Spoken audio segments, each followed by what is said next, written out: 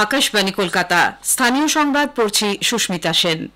শীর্ষ বিজেপি নেতা নরেন্দ্র মোদী আজ সন্ধে 7:15 টানা তৃতীয়বার দেশের প্রধানমন্ত্রী হিসেবে শপথ নেবেন। রাষ্ট্রপতি ভবনে তাঁকে শপথ বাক্য পাঠ করাবেন রাষ্ট্রপতি দ্রৌপদী মুর্মু। অনুষ্ঠানে বিশেষ অতিথি হিসেবে উপস্থিত থাকবেন প্রতিবেশী দেশগুলির নেতৃবৃন্দ। বিভিন্ন রাজ্যের মুখ্যমন্ত্রীরাও অনুষ্ঠানে যোগ দেবেন। উপস্থিত থাকবেন কংগ্রেস সভাপতি মল্লিকার্জুন খাড়গে। আকাশবাণীর প্রধানমন্ত্রী হিসেবে নরেন্দ্র মোদী এবং অন্যান্য মন্ত্রীদের শপথ গ্রহণ সরাসরি সম্প্রচার করবে। সন্ধ্যে 6:45 থেকে FM গোল্ড, গীতাঞ্জলি এবং আকাশবাণী লাইভ নিউজ 24x7 চ্যানেলে শপথ গ্রহণ অনুষ্ঠান শোনা যাবে। আকাশবাণী AIR এবং ইউটিউব চ্যানেলগুলিতেও অনুষ্ঠান সরাসরি সম্প্রচারিত হবে। অহমেদাবাদ, বেঙ্গালুরু, চেন্নাই, কটক, গুয়াহাটি, হায়দ্রাবাদ, ইম্ফল, কলকাতা, মুম্বাই এবং তিরুবনন্তপুরমের স্টেশনগুলি থেকেও আঞ্চলিক ভাষায় শপথ গ্রহণ অনুষ্ঠান সরাসরি সম্প্রচারিত হবে। শোনা যাবে সমস্ত মূল চ্যানেলে। প্রধানমন্ত্রীর শপথ গ্রহণের বাংলা ভাষ্য শেষ হওয়ার পর গীতাঞ্জলি প্রচার তরঙ্গে শোনা যাবে 7:35 বাংলা সংবাদ এবং 7:50 স্থানীয় সংবাদ। তৃণমূল কংগ্রেসের লোকসভার দলনেতা সুদীপ বন্দ্যোপাধ্যায় জানিয়েছেন তাদের দল প্রধানমন্ত্রীর শপথ গ্রহণ অনুষ্ঠানে উপস্থিত থাকবে না। আজ তিনি দিল্লি রওনা হওয়ার আগে কলকাতা বিমানবন্দরে সাংবাদিকদের জানান এই সরকারের কাছে তাদের কোনো প্রত্যাশা নেই। সরকার বেশি দিন চলবেও না। এরা কতদিন অটুট সরকার চালাতে পারবে তা নিয়ে তৃণমূল কংগ্রেস নেত্রী স্বয়ং সন্দেহ প্রকাশ করেছেন। রাজ্যে ভোট পরবর্তী হিংসা অব্যাহত।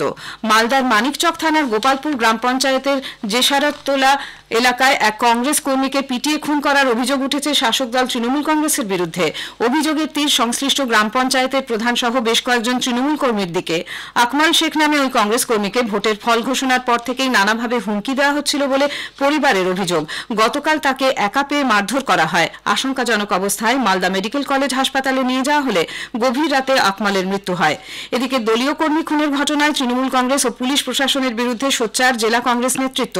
ঘটনার মূল অভিযুক্ত তৃণমূল কংগ্রেসের অঞ্চল সভাপতি শেখ নাসিরকে অবিলম্বে গ্রেপ্তার ও মানিকচক থানার আইসিকে বদলির দাবি জানিয়েছেন জেলা কংগ্রেসের সহসভাপতি মুত্তাকিন আলম এবং দক্ষিণ মালদায় জয়ী কংগ্রেস প্রার্থী ঈশা খান চৌধুরী। কংগ্রেসের তোলা অভিযোগ অবশ্য অস্বীকার করেছে জেলার তৃণমূল নেতৃত্ব। জেলায় দলের মুখপাত্র আশিস কুণ্ডুর দাবি পুরনো পারিবারিক বিবাদের জেরেই এই খুন।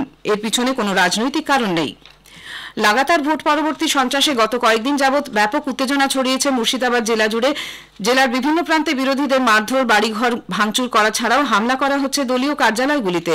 গতরাতে মুর্শিদাবাদের সাগরপাড়ায় তৃণমূল কংগ্রেসের বিজয় মিছিল থেকে কাটাবাড়ি এলাকার কংগ্রেস পার্টির অফিস লক্ষ্য করে বোমাবাজি করা হয়। ভাঙচুর চালানো হয় কয়েকটি বাড়িতে। পরে ডোমকল মহকুমা পুলিশ আধিকারিকের নেতৃত্বে বিরাট পুলিশ বাহিনী গিয়ে পরিস্থিতি নিয়ন্ত্রণে আনে।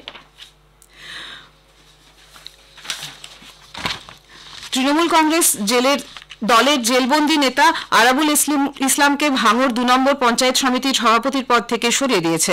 গত 4 মাস ধরে তিনি জেলবন্দি থাকায় সভাপতির কাজ আটকে গিয়েছে। সেই কারণে উন্নয়নের কাজ ব্যাহত হচ্ছে বলে দলের তরফে জানানো হয়। বাংলাদেশের সাংসদ আনোয়ারুল আজিম খুনের ঘটনায় ধৃত মোহাম্মদ সিয়াম হোসেনকে জেরা করে পাওয়া তথ্যের ভিত্তিতে তল্লাশি চালিয়ে বাগজোলা খাল থেকে হাড়গোড় উদ্ধার করল সিআইডি। আজ সকালে সিয়ামকে নিয়ে ভাঙড় এলাকায় পৌঁছে বাগজোলা খালে নামেন সিআইডির আধিকারিকরা। বিজয়গঞ্জ বাজার থানার কৃষ্ণমাটি গ্রামে বাগজোলা খালের দক্ষিণ পূর্ব পাড় থেকে উদ্ধার হয় হাড়গোড়। তবে সেই হাড় বাংলাদেশের সাংসদেরই কিনা তা স্পষ্ট নয়। ফরেনসিক পরীক্ষায় তা জানা যাবে। শিয়ালদা মেন সেকশনের ট্রেন চলাচল আজ দুপুর 12টা থেকেই চালু হয়ে গিয়েছে বলে পূর্ব রেল সূত্রে জানানো হয়েছে। উল্লেখ্য, ইন্টারলকিং এর কাজের জন্য আজও দুপুর 2টো পর্যন্ত 1 থেকে 5 নম্বর প্ল্যাটফর্মে ট্রেন চলাচল বন্ধ রাখার কথা বলা হয়েছিল।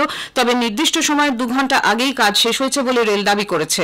আজ আর নতুন করে কোনো ট্রেন বাতিল করা হচ্ছে না। ট্রেন চলাচল পুরোপুরি স্বাভাবিক হতে আগামীকাল সকাল হবে বলে পূর্ব রেলের মুখ্য জনসংযোগ আধিকারিক কৌশিক মিত্র জানিয়েছেন। গত শুক্রবার থেকে আমাদের ট্রেন পরিষেবা বন্ধ ছিল 1 থেকে 5 নম্বর প্ল্যাটফর্মে। আজ রবিবার দুপুর 2টো পর্যন্ত এই ব্লক ছিল, কিন্তু আমরা এই ইলেকট্রনিক ইন্টারলকিং এর কাজ সম্পূর্ণ করতে পেরেছি বেলা 12টা। আর নিউ ইলেকট্রনিক ইন্টারলকিং টার্মিনাল আমরা চালু করলাম, যেটা শিয়ালদা এবং মেন এবং নর্থ শাখার ট্রেন চলাচল আরো ভালো হবে, আরো স্মুথ হবে এবং আমরা উন্নততর পরিষেবা দিতে পারবো আগামী দিনে।